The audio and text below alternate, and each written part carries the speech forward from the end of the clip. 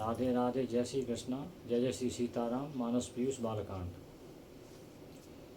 नाना भांति राम अवतारा, रामायण शतकोटि अपारा।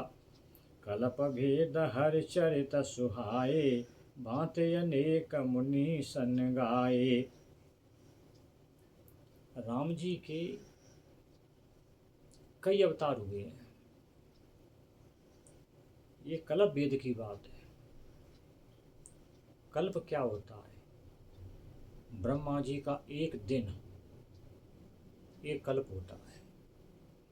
उस एक कल्प में 14 मनवंतर होती हैं। यानी ब्रह्मा जी के एक दिन में 14 मनवंतर होती हैं। 14 मनवंतर मतलब 14 इंद्र बदल जाती हैं। 14 इंद्र चार्ज ले लेके रिटायर हो जाती हैं। अपने पृथ्वी के वो 4 अरब 32 करोड़ सालों के बराबर होता है।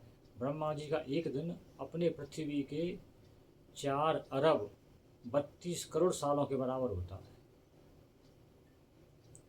उसमें एक 1000 साल के चारों युग हो जाती हैं। मतलब कम से कम 71 बार सृष्टि की रचना हो जाती है उस एक कल्प में। इतना बड़ा होता है ब्रह्मा जी का एक दिन। तो उस एक कल्प भेद में जाने कितनी बार ये रावण लिखी गई है। ब्रह्मा जी ने लिखी, फिर कलयुग में आके वाल्मीकि जी ने लिखी। कई कलयुग निकल गए उसमें तो कई बार लिखी गई। तो बाबा कहते हैं कि नाना भांति राम अवतारा, रामायण शतकोटि अपारा। तो भगवान राम के कई प्रकार से कई बार अवतार हुए हैं। एक अवतार थोड़ी हुआ है। शतकोटि रामायण में ब्रह्मा जी ने जो रामायण लिखी थी उसमें 100 करोड़ श्लोक थे। वो तो छोटी होते होते होते अब इतनी छोटी हो गई है। तो कल्प में ब्रह्मा जी के दिन में भगवान के इतने नाम सुशोभित हुए हैं, इतने चरित्र सुशोभित हुए हैं कि इनको जो मुनीश्वर हैं, ऋषिश्वर हैं, ज्ञानीश्वर हैं, अपने अपने विचार से, अपने अपने भाव से बैठे बैठे गाते रहते हैं। लेकिन उनका कोई ओर छोर नहीं है, उनका कोई अंत नहीं है कि यहाँ पर जाके राम कथा का विराम हो जाएगा। नहीं, विराम नहीं होता है। वो तो अनंत है, चलती रहती है। अब करियन संशय अस उर आनी, सुनिय कथा सादर रते मानी।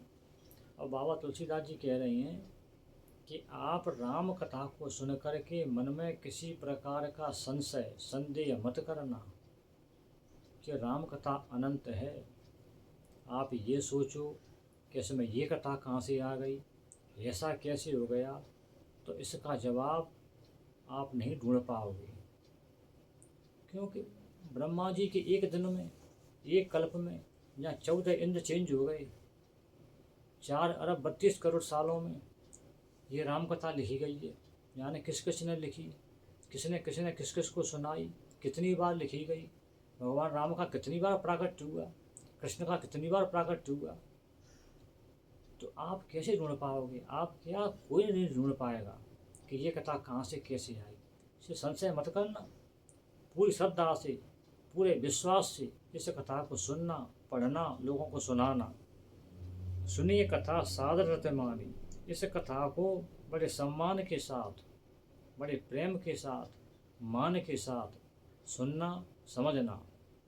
कुतर्क मत करना कि ऐसा कैसे हो गया, ये कथा कहाँ से आ गई, इसकी लिंक कहाँ से है, इसकी कथा की उत्पत्ति कहाँ से है। नहीं नहीं, ये नहीं ढूंढ सकते तुम इसको विज्ञान से, तर्कों से सिद्ध नहीं कर सकते। ये आस्था का विषय है, श्रद्धा का विषय है। ये तो आपको माननी ही पड़ेगी, तभी बात बनेगी। अगर आपके मन में भाव नहीं है तो फिर मत पढ़ना। भाव नहीं होगा तो आप इसको नहीं पढ़ पाओगे। राम अनंत अनंत गुण, अमित कथा विस्तार। सुने आचरज न माने हैं, जिनके विमल विचार। राम जी की कथा अनंत है, राम जी के गुण अनंत हैं। इस कथा का व्यापक विस्तार है। इसलिए आप इसको सुन कर के आश्चर्य मत करना। क्योंकि जो ज्ञानी हैं, जो विवेकवान हैं, वो तो आश्चर्य करेंगे ही नहीं। लेकिन जो अज्ञानी है ना, जो मूर्ख हैं ना वो आश्चर्य करेंगे, वो तर्कों से सिद्ध करना चाहेंगे कि ऐसा कैसे हो सकता है। बाबा बार बार उसी बात को कह रहे हैं। बाबा का कहने का मतलब ये, बाबा केवल राम कथा के बारे में नहीं कह रहे हैं, बाबा भगवान के भजन के बारे में, हर शास्त्र के बारे में ये कह रहे हैं कि तुम ये मत पूछना। बाबा का मतलब है कि श्री कृष्ण ने छिंगो उंगली पर गोवर्धन पर्वत को कैसे उठा लिया। अब तुम इसको विज्ञान से तर्कों से सिद्ध करने की कोशिश मत करना, बस मान ना कर उठा लिया। उनमें इतनी ताकत थी, इतनी शक्ति थी, वो पूर्ण ब्रह्म थे।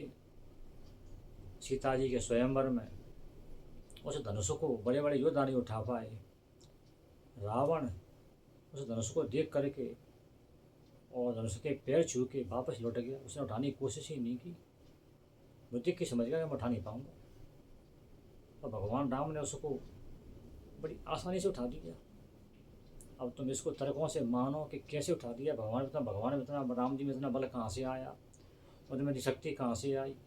तुम इसको तर्कों से किसी लिंक से सिद्ध नहीं कर सकते। तुम बस देख लो, समझ लो, मान लो कि भगवान कुछ है, उनमें इतनी ताकत थी, या भोले बाबा ने उनके लिए बना के रखा था कि तुम उसको उठा लेना, जिससे मैया का स्वयंवर आपके साथ, पानी ग्रहण आपके साथ हो जाएगा।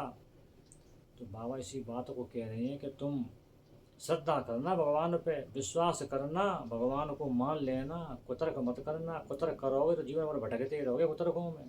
कई कुतर्क तुमको मिल जाएंगे रोडों पर चलते हुए, बसों में बैठे हुए, ट्रेनों में बैठे हुए। वो ऐसे कुतर्क ही हैं कि वो किसी बात को मानते भी नहीं हैं, सुनते भी, समझते भी नहीं हैं।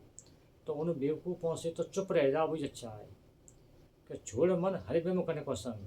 जो हरि से विमुख है ना, उनका संग ही छोड़ दो, दूसरी सीटों पर जाके बैठ जाओ, डिब्बा बदल लो, उनसे उनसे उनसे मत मुड़ भी करो। बाबा का मतलब यही है कि बस भगवान श्रद्धा रखो, श्रद्धा रख के इस रामचरित मानस को पढ़ो और इसका मनन करो तो तुम्हारा उद्धार हो जाएगा। जय जय श्री सीताराम। राधे राधे, जय श्री कृष्ण।